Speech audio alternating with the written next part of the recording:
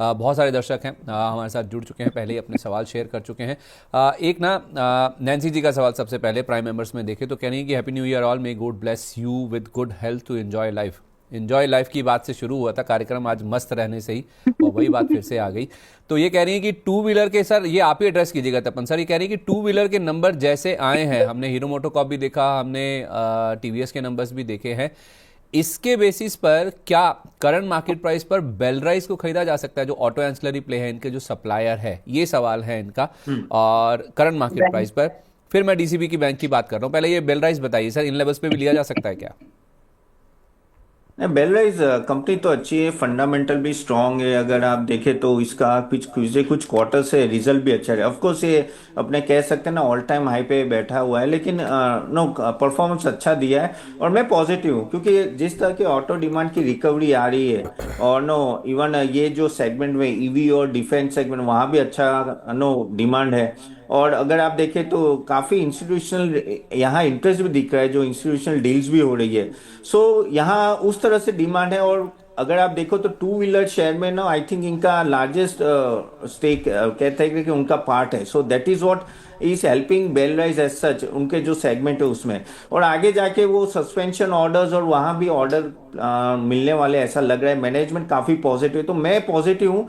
लेकिन of course valuation थोड़ा high है, तो बाय ऑन डिप्स रखे। अगर यहाँ 10-15% भी थोड़ा नीचे आता है, 5-10%, तो धीरे धीरे एसआईपी मोड में आप लंबे समय के लिए इन्वेस्ट कर सकते हैं। ठीक है, एसआईपी मोड में धीरे धीरे कोई भी गिरावट मिलती है तो आप बेलराइस इंडस्ट्रीज में खरीदारी करके चल सकते हैं। वेले मैम जरा आप डीसीबी बैंक देखिए, दूसरा सवाल इनका डीसीबी बैंक को लेकर है। कह रहे हैं कि डीसीबी बैंक का एट 185 क्या मेरा लेवल आने पर एग्जिट करूं या फिर वेट करूं? तो पहली बात तो इनका लेवल कब तक आएगा और इनको क्या एग्जिट कर जाना चाहिए अगर 185 आ जाता है, जो कि इनका एंट्री लेवल है? तो एग्जिट मत करिए, उसके बाद तो इसमें अपॉर्चुनिटी होगी कि ये आपको 190, जो कि 5 पॉइंट अभी ही है वैसे आपके बाइंग से, बट 190 जो अचीवेबल है। एंड इसके बाद अगर आप चाहें तो थोड़ा सा ट्रेलिंग के साथ में आप इसको थोड़ा और होल्ड कर लीजिएगा 200 तक, ये पॉसिबल है। अभी ये 177 पर है, but I would like to suggest a stop loss if you can manage it. आपका एक स्टॉप लॉस जो है टेक्निकल एवरेज एक स्टॉप लॉस जो इसमें बनेगा वो 165 का है। क्योंकि आपकी बाइंग ऊपर की है थोड़ी सी, तो आपका like, but you can not compromise with stop loss range जो है वही रहेगी। तो 165 का एक स्टॉप लॉस है। हालांकि आप 190 से 200 के टारगेट का जरूर वेट कर सकती हैं। एंड फिलहाल आप इसमें बने रहिए। ठीक है फिलहाल। संदीप जी, जी।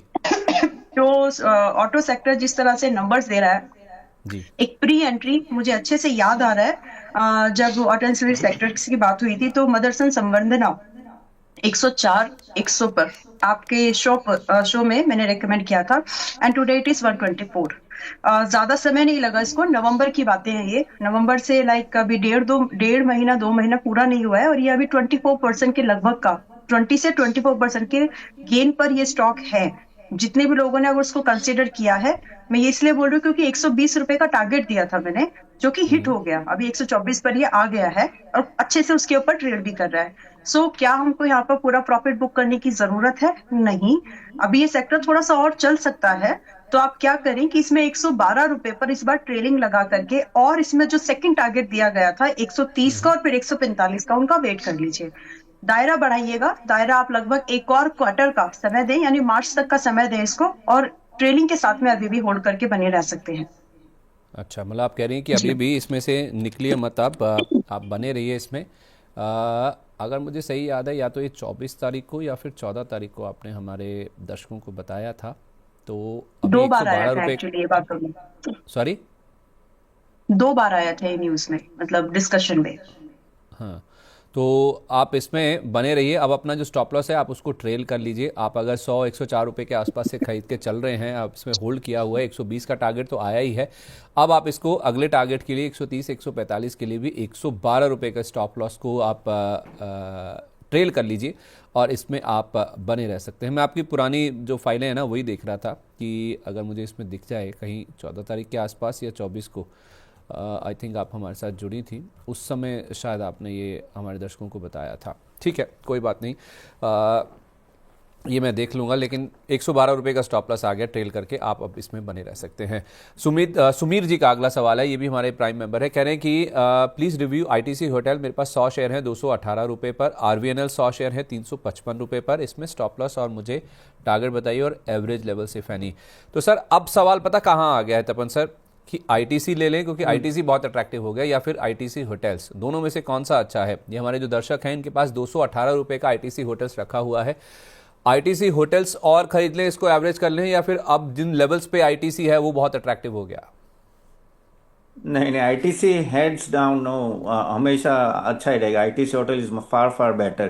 पहली बात को एम्बिग्यूटी नहीं है आपकी कि भाई ये कोई जीएसटी लगेगा या जो सिगरेट का टैक्स लगेगा, ये वो बहुत बड़ा। देखो मार्केट को क्लीन स्लेट चाहिए।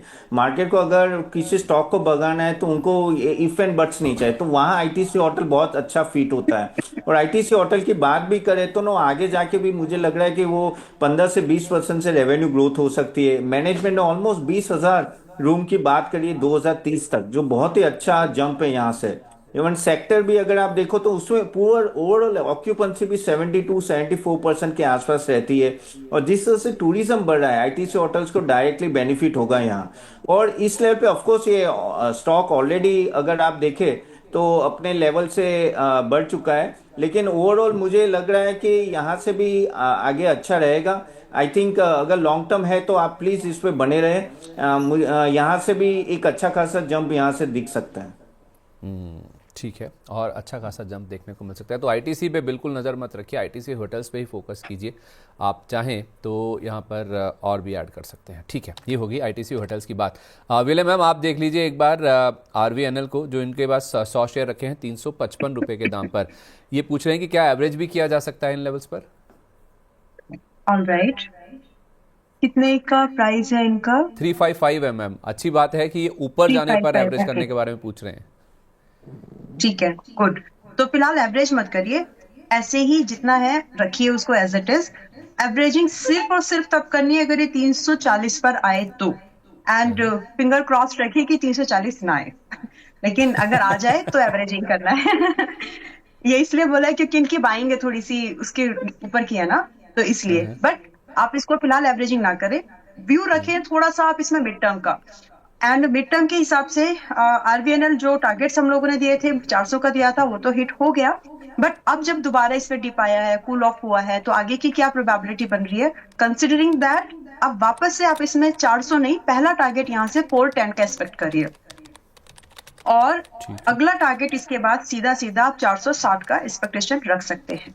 तो और स्टॉप लॉस जो है, अगर कोई फ्रेश एंट्री बना रहा है आई वुड से 340 का वेट करो, जो पहले से है आप एज इट इज बने रहिए, और स्टॉप लॉस आप लोग यहाँ पर 320 का मेंटेन करके चलिए।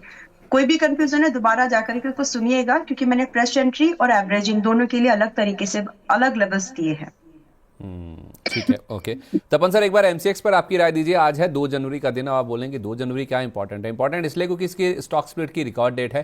तो 10,000 वाला स्टॉक है ना सर, अब वो आ गया है 2,200 की रेंज में, 2,270 रुपये का प्राइस है सर। देखिए स्टॉक स्प्लिट के बाद 3% के आसपास का अप मूव है, तो सर अफोर्डेबिलिटी बढ़ जाती है। कोई भी स्टॉक अगर स्टॉक स्प्लिट के बाद अगर दाम कम हो जाता है तो सस्ता हो जाता है, मैंने ये नहीं कहा, दाम कम हो जाता है। तो उस लिहाज से सर 2,270 रुपये पर एमसीएक्स कैसा लग रहा है आपको? एमसेक्स बहुत अच्छा स्टॉक है। अगर आप कमोडिटी एक्शन में, एक तरह की मोनोपोली है, एनसीडीएक्स जो है दूसरा एक्शन बहुत छोटा है, एग्री कमोडिटी में होता है। अदरवाइज एमसीएक्स हेड्स ऑन है। अगर आप देखें तो गोल्ड और सिल्वर जिस तरह से भाग रहे हैं, तो अपने आप आपके जो एफएनओ के जो कॉन्ट्रैक्ट्स होते हैं उसकी वैल्यू बढ़ जाती है। और अभी जो गोल्ड और सिल्वर में जो आप ट्रेडिंग के व्यू देखते हैं, कहते हैं ना, डील्स बहुत बड़े होते हैं। और इंटरेस्ट बढ़ रहा है, क्योंकि एक तरह से क्या हो रहा है कि जो इक्विटी मार्केट ने इतना रिटर्न नहीं दिया, लेकिन गोल्ड और सिल्वर ने जिस तरह से रिटर्न दिया, तो मुझे पता है काफी ट्रेडर्स गोल्ड और सिल्वर में जा रहे हैं, और वहां अपना एमसीएक्स ही एक है। तो एक तरह से वो बेनिफिट सबसे बड़ा है। और अगर आप देखो world over, normally equity market से बड़ा कमोडिटी मार्केट होता है, जो इंडिया में अभी नहीं है अगर हम लोग देखें तो इंडिया में बहुत बड़ा स्कोप है कमोडिटी मार्केट आगे बढ़ने का। तो आपका एक ही तो प्लेयर है उसमें, तो वो फायदा इसको डायरेक्टली यहाँ हो रहा है। और यहाँ जाके भी मुझे वैल्यूएशन देखे काफी हाई है, 83 के पीई पे है, तो no doubt already valuation high है। लेकिन इसकी मुझे लग रहा है यहाँ से इसका वॉल्यूम ग्रोथ भी अच्छा रहेगा आगे जाके। और इंटरेस्ट हो रहा है, एफएनओ अभी चल रहा है, क्योंकि मैं ब्रोकिंग इंडस्ट्री में मैंने देखा था कि काफी लोग कमोडिटी में शिफ्ट हो रहे हैं। So yes, I am quite positive on MCX. तो ये तो बाय ऑन डिप्स हमेशा रहेगा, इसको लंबे समय तक बहुत अच्छा पैसा बना के देगा ये आपको। अच्छा, ठीक है, परफेक्ट है।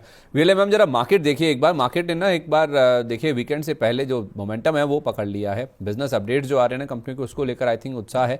और आपने कहा था कि 26,270 पहला टारगेट होगा, उसके बाद 26,310, 26,140 के आसपास हमने बात करी थी। तो 26,250 तो ऑलरेडी हम देख रहे हैं कि निफ्टी में लेवल्स आ चुके हैं। तो 26,270 का वेट करें प्रॉफिट बुक करने के लिए जिन्होंने लिया है, या फिर यहीं पर कर लें बुक? नहीं नहीं, वेट कर लीजिए।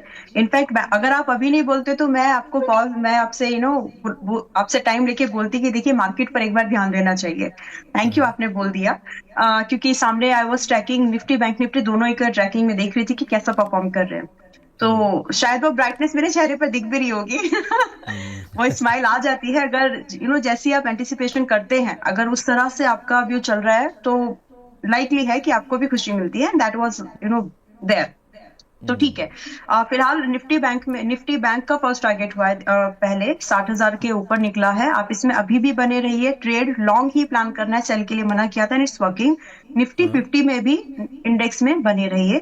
270 का जो टारगेट दिया है। स्टॉप लॉस आप चाहे तो ट्रेल कर सकते हैं इंट्राडे लो पर। अभी वो जो स्टॉप लॉस पहले डिस्कस किया था 2607 का, 2670 का, 26,070 का, उसकी जरूरत नहीं है अभी। अभी आप 26,100 पर स्टॉप लॉस लगा करके बैठ सकते हैं। सिमिलरली इन बैंक निफ्टी में आपको एक थोड़ा सा और सेफ हो गए अभी आप। सिर्फ 30 पॉइंट ऊपर 26,100, अभी 26,250 चल रहा है ना। हाँ, तो फिर भी 26,070 वाला मतलब मार्केट ऊपर आ गया वहां से 100 पॉइंट, और आपने स्टॉप लॉस बढ़ाया सिर्फ 30 पॉइंट। उतना ही है, क्योंकि इंट्राडे देखिए टेक्निकल्स अगर आप प्ले कर रहे हो, मोमेंटम प्ले कर रहे हो, तो देयर आर सर्टेन रूल्स जो हमेशा फॉलो करने ही चाहिए। सो स्टॉप लॉस अभी वही है, 26,100 पर ट्रेलिंग करके रखिए and try to trail it. जैसे ये 270 के ऊपर निकलता है, देन आप थोड़ा सा और वेट कर लीजिए 310 के लिए। मोस्ट लाइकली है कि 310 आज हो जाए, लाइकली बोला है मैंने, बहुत ऐसा नहीं कि आप उसको पकड़ के अपनी पोजीशन को उससे पहले काटे ही ना, लेकिन आप ट्रेल करते करते आगे चलिए। एंड बाकी दोनों इंडेक्स पर फिलहाल का जो आउटलुक है वो पॉजिटिव ही है। नए हाई की एक्सपेक्टेशन है मेरी अच्छी खासी। अब आज बनेगा कि मंडे, आई डोंट नो। नहीं पता क्यों मैं स्टॉप लॉस से छेड़छाड़ करने की बात नहीं कर रहा हूँ। पता डर एक ही बात का है मैम, डर है वीकेंड का। जो 2 दिन का वीकेंड आ रहा है ना, वैसे मूड माहौल ऐसा है कि ज़्यादातर एब्सेंट है, वॉल्यूम कम है, तो कहीं ऊपर से धड़ धड़ करके गिर ना जाए। मतलब वीकेंड से पहले थोड़ा कॉन्फिडेंस थोड़ा सा शक की नज़र से देखना पड़ता है, क्योंकि कब गिरावट आ जाए, 10 बजे, 11 बजे, 12 बजे या 2 बजे भी आ जाए, यू नेवर नो। सिर्फ उसलिए मैंने कहा था कि जो बन रहा है लेकर निकल जाएं क्या, या मतलब एक बार बुक कर लें, इफ नॉट पूरा मतलब आधा ही बुक कर लें। नहीं, वेट फर्स्ट टारगेट को तो एटलीस्ट वेट करना ही चाहिए। Wait for first target at least. नहीं, उसके तो आगे बैंक निफ्टी के तो 60,000 का टारगेट भी आ गया, उसमें कर लीजिए। अब इतना पूछेंगे आप तो यही बोलूंगी वीकेंड है, देन पार्शियल की बात मैं I am not trying to convince you. मेरा कन्विंस करने का मतलब सिर्फ इतना ही है, या फिर बोलने का मतलब सिर्फ इतना ही है कि 2 दिन का वीकेंड हमारे सामने खड़ा है। जब 60,000 आ गया है, आपने जब 59,700 के आसपास बोला था, तो फिर क्यों ना पार्शियली सही, व्हाई नॉट पार्शियली थोड़ा सा बुक कर लें, कम से कम कुछ तो मिले वीकेंड एंजॉय करने के लिए। ठीक है, थोड़ा सा इसमें पार्शियली में भी 70% बुक कर सकते हैं, 30% अभी भी रखिए। हाई पॉसिबल है, इसलिए बोल रही थोड़ा सा चलने दीजिए, 30% तो कम से कम चलने दीजिए। और बाकी सिमिलरली बैंक निफ्टी 50 में भी 70% से ज्यादा 70% तक बुक कर सकते हैं, बाकी होल्ड करिए। अभी थोड़ा सा मोमेंटम कंटिन्यू होगा। ये इंट्राडे में तो थोड़ी सी मजबूती दिख रही है। कैरी फॉरवर्ड मत करिए पोजीशंस, क्योंकि जो चीज आपको 1-2 दिन में मिलने वाली थी, आपकी बात वैलिड लगी मुझे, वैलिड है कि जो व्यू बैंक निफ्टी में 1-2 दिन के लिए दिया था, वो अगर एक ही दिन में हो रहा है, कुछ घंटों में हो रहा है, नथिंग लाइक दैट। तो आपको जल्दी मिल रहा है तो उसको प्रोटेक्ट कर लो, that's your view and I understand this. मैंने जस्ट मतलब उसको लाइटर नोट पे उसको ठीक है, थोड़ा सा ट्रेलिंग हम लोग कर सकते हैं, बट फिलहाल वेट फॉर द टारगेट। 30% तो क्वांटिटी फिर भी रखना चाहिए, क्योंकि अभी मोमेंटम थोड़ा और कंटिन्यू होगा। मोस्ट लाइकली है कि निफ्टी बैंक आज नया हाई बनाए, बट बैंक निफ्टी थोड़ा सा शायद आज समय ले, ठीक है। निफ्टी एक 50 और, आई मीन। एक ना और आपके सामने ऐसा ही सवाल रखता हूँ विले मैम, जब ये थोड़ी दुविधा आती है ना मन में, थोड़ा ऐसे क्लैरिटी नहीं होती, वो है आईएफबी एग्रो को लेकर। आईएफबी एग्रो कल लगा था 10% का अपर सर्किट, आज भी आप देखिए स्टॉक में बहुत ही शानदार मूव है, आज भी करीब करीब 4.5-5% के आसपास का मूव है। इसमें भी सवाल वही है, थोड़ा बहुत प्रॉफिट ले लें क्या? एंट्री पर मैटर करते हैं कि आपकी एंट्री कहाँ की है, या तो हाँ, मैं थोड़ा बहुत इसी प्रॉफिट या इसी 60%। इसी प्रिजम्पशन के साथ ही मैंने ये सवाल पूछा कि जिसने नीचे लिया है थोड़ा बहुत बुक कर लें, जैसा जी, चार्ट दिखा भी रहा है। तो थोड़ा बहुत प्रॉफिट बुक करने की जरूरत नहीं है, आप ट्रेलिंग जरूर कर लीजिए। देखिए, अच्छा। मैं एक यही चीज सजेस्ट करूंगी आपको, नए साल की शुरुआत अगर अच्छे दिन से करनी है, पहला मार्केट सेशन आपको कल भी था वैसे तो, लेकिन फिर भी अगर आपको लग रहा है कि नया पूरा वीक क्लोज हो रहा है, थोड़ा प्रॉफिट घर आना चाहिए। जो बुक हुआ, जो पैसे में कन्वर्ट हुआ, वो आपका, जो नंबर्स दिख रहे हैं वो आपका नहीं है। वो कभी भी ऊपर नीचे होता है, आई अंडरस्टैंड दैट पॉइंट। अगर आपको थोड़ा बहुत लेकर के आना है घर पे, आप ला सकते हैं, लेकिन अगर आप आईएफबी एग्रो को अभी भी 1370 पर रख के ट्रेल करके छोड़ दे, then let me tell you कि ये आराम से 1670 तक अभी चल सकता है, और अभी ये 1550 पर है। एंड इसके बाद और भी यहाँ से आपको लगभग लगभग 1800 का दूसरा टारगेट भी दिख सकता है। सो पार्शियल प्रॉफिट बुकिंग करिए, लेकिन थोड़ा बहुत उसमें रहिए, ताकि एक जो अपसाइड की मूवमेंट बाकी है वो भी आपको मिल जाए, समहाउ आपके पॉकेट में वो आ जाए। ठीक है, 1550 के आसपास स्टॉक ऑलरेडी ट्रेड कर रहा है। अगला सवाल हमें मिला है राणा राज मौली जी की ओर से, कह रहे हैं, ये हमारे प्राइम मेंबर ही हैं, कह रहे हैं कि गुड मॉर्निंग सर जी, सीईएससी कैलकाटा इलेक्ट्रिसिटी सप्लाई 147 पर 700 शेयर होल्ड हैं, लॉन्ग टर्म विजन है अप टू 10 ईयर्स। तो तपन सर, ये तो सवाल आप ही के लिए है, क्या ये अप्रोच ठीक है इस स्टॉक पर सर? ये 10 साल का व्यू लेना, पावर सेक्टर में रहना ही है, तो क्या सीईएससी बेस्ट पिक है? ठीक है। नहीं, बात अगर 10 साल की है तो ये स्टॉक ठीक नहीं है। काफी अच्छे स्टॉक्स है पावर सेक्टर में जो आप देख सकते हैं, क्योंकि आप देखिए कि पिछले 5 साल से इसका प्रॉफिटेबिलिटी कुछ हिला ही नहीं है, वहीं का वहीं है।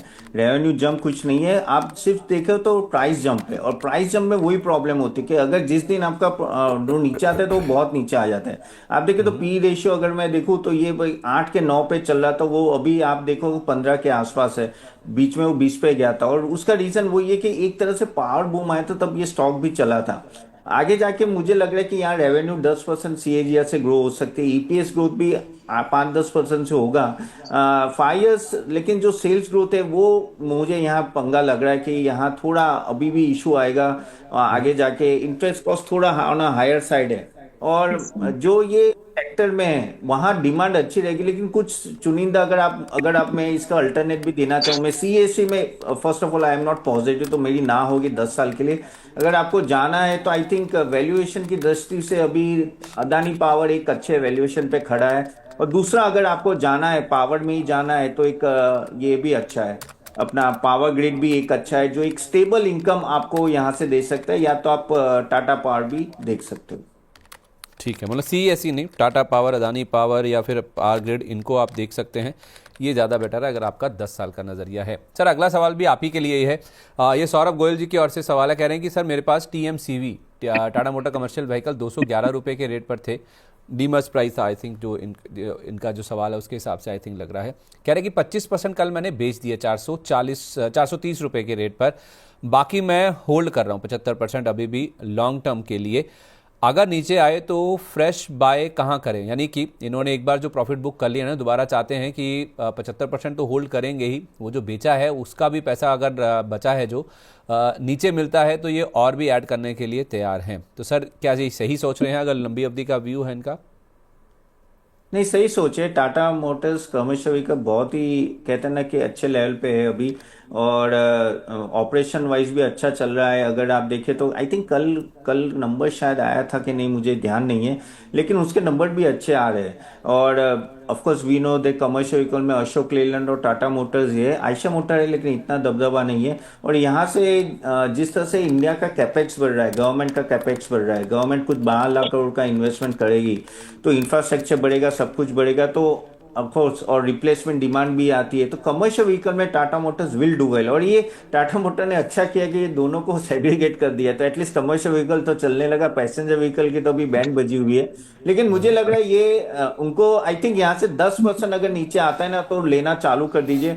ज्यादा मुझे ये यहाँ से ज्यादा ऊपर दिख रहा है, और ये अच्छा खासा आपको मुझे लग रहा है 20-25% से आराम से ये ग्रो कर सकता है कुछ साल के लिए, क्योंकि डिमांड उतनी है। और कमर्शियल व्हीकल में I think they are very much well place. Plus electric vehicle के भी जो इनके है, काफी स्टेट ऑर्डर्स इनको मिल रहे हैं बसेस के, वो भी एक अच्छा, उनको ऑर्डर्स बुक भी अच्छा है, तो यस इसमें मैं पॉजिटिव हूँ।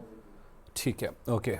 वीएलए मैम जरा जेएसडब्ल्यू एनर्जी के चार्ट्स देखिए। मैं शंकर सिंह जी का सवाल पढ़ देता हूँ, ये टेक्निकल बेसिस पे सवाल आया है, हालांकि लॉन्ग टर्म इन्वेस्टर बन गए इनके सवाल से, ऐसा लग रहा है। सवाल बड़ा इंटरेस्टिंग है इनका। कह रहे हैं कि मैंने जेएसडब्ल्यू एनर्जी 502 रुपये पर ले रखे हैं, 400 शेयर हैं। अब ये 400 कैसे बने हैं? 2 लाख रुपए का इन्वेस्टमेंट इन्होंने जो कर रखा है, कैसे हुआ है? पहले तो कह रहे हैं कि क्या इसमें हेड एंड शोल्डर पैटर्न का कोई ब्रेकआउट हुआ है, ये बताइए। एक साल में कुछ दिया नहीं इसने, कह रहे हैं कि 50,000 से एवरेज करते हुए मैं 2 लाख रुपए पर पहुंच गया हूं इसमें। तो कहाँ पहले 50,000 डाले, फिर करते करते ये 2 लाख रुपए पर पहुंच गए। आई थिंक 100 शेयर लिए होंगे और 100 शेयर करते करते ये 400 शेयरों पर पहुंच गए हैं। तो पहले तो मैम इनको ये बताइए कि क्या हेड एंड शोल्डर पैटर्न का कोई ब्रेकआउट हुआ है, और फिर ये 502 वाला जो प्राइस अब तो इनका लेवल है ही है, कोई दिक्कत की बात नहीं है, कहाँ तक जा सकता है ये? ठीक है, कुछ खास नहीं तो 2 रुपए डिविडेंड तो दिया है स्टॉक ने आपको। वेल ठीक है, देखिए फिलहाल के लिए आपने स्ट्रेट, पहली बात तो आपने, सबसे अच्छी बात ये हो गई कि आपने एवरेजिंग ऐसे सड़े गले प्याज में, आलू में नहीं किया, जो एक आपने एक अच्छे एक एसेट में एक अच्छे, मैं सड़े गले आलू प्याज में इसलिए बोलूं ताकि समझ में आ जाए, क्योंकि कितना ना मुश्किल मतलब होता है उसको डिस्कार्ड करना भी। पहली बार आपने ये शब्दावली का यूज किया, सड़े गले प्याज। मतलब कौन से शेयर हैं ऐसे जो आपके दिमाग में है, सड़े गले प्याज की आप बात कर रही हैं? नहीं, वो फिर में कभी हम इसके बारे में बात करेंगे। बट आज अच्छा। के लिए आपने एक बहुत ही एसेट क्वालिटी जिस कंपनी की ठीक ठाक है, जिसका एक सनराइजिंग इंडस्ट्री में आपने पैसा लगाया, Exactly. बड़े ब्रांड पर आपने पैसा लगाया, इसलिए आप बचे हैं। अगर यही चीज एवरेजिंग आप किसी और जगह पे करते तो शायद आप ये सवाल पूछ भी नहीं पाते, मार्केट से शायद आउट होते। That's a very hard reality. So averaging करनी भी है, please everybody make a thumb rule. अगर आप एवरेजिंग कर भी रहे हो, बी वेरी वेरी केयरफुल कि क्यों कर रहे हो, सिर्फ टेक्निकल है या फंडामेंटल बेस पर आप एवरेजिंग कर रहे हो। बिकॉज अगर आपका टेक्निकल एवरेजिंग आप कर रहे हैं तो उसमें एग्जिट होना चाहिए। फंडामेंटल्स आपको समय के साथ एग्जिट दे देगा, बट टेक्निकल्स किसी को माफ नहीं करता। वेल, बात अभी जेएसडब्ल्यू एनर्जी की कर रहे हैं कि इसमें अगले 1 साल का व्यू मैं आपके साथ में जरूर शेयर करना चाहती हूँ। देखिए, एनर्जी सेक्टर, पावर सेक्टर अभी चला नहीं है। हमने पीएसयू देख लिए, हमने अलग अलग सेक्टर्स देख लिए, हमने एनबीएफसीज को देखा काम करते हुए, ऑटो चला, और अभी फार्मास्यूटिकल भी ठीक ठाक ही चला। लेकिन एनर्जी को देखो, पिछले 1 साल के हिसाब से बहुत ही नील काइंड ऑफ परफॉर्मेंस दी है। So this is the time जहां पर आपको एनर्जी सेक्टर, पावर सेक्टर्स पर फोकस्ड रहना चाहिए। नाउ जेएसडब्ल्यू एनर्जी अभी 503 के आसपास पे है। आप इसमें 1 साल का एक पहला टारगेट 600 रुपए का एक्सपेक्ट करिए, विच इज लाइकली, मतलब अगर देखिए तो लगभग 20% एक अपसाइड का टारगेट वो है। इसके बाद भी ट्राई टू होल्ड इट। अगर आप इसको, ये टारगेट अगर आपको जल्दी मिल जाए, यानी कुछ महीनों में मिल जाए, तो भी होल्ड करिएगा और ट्रेलिंग का यूज करिए। 560 रुपए का ट्रेलिंग मेंटेन करके आप इसमें आराम से 680 के भाव को भी ट्रेड कर, चेज कर सकते हैं। सो यू आर लकी कि आपके पास जेएसडब्ल्यू एनर्जी तक कोई खराब स्टॉक नहीं था। अभी फिलहाल आप इसको बिल्कुल होल्ड करके रख सकते हैं। अभी इसमें स्टॉप लॉस, अगर आपको लग रहा है क्योंकि आप लॉन्ग टर्म इन्वेस्टर बन गए हैं, तो स्टॉप लॉस फिर भी जो भी है, स्टॉप लॉस ध्यान में रहना चाहिए, विच इज 460। बट अभी होल्ड करने की ही सलाह है। इनफैक्ट किसी को फ्रेश बाइंग भी करना है तो same stop loss and same targets and same दायरे के लिए आप इसको देख सकते हैं। प्रतिभूति बाजार में निवेश बाजार जोखिमों के अधीन है। निवेश करने से पहले सभी संबंधित दस्तावेजों को ध्यान से पढ़ें।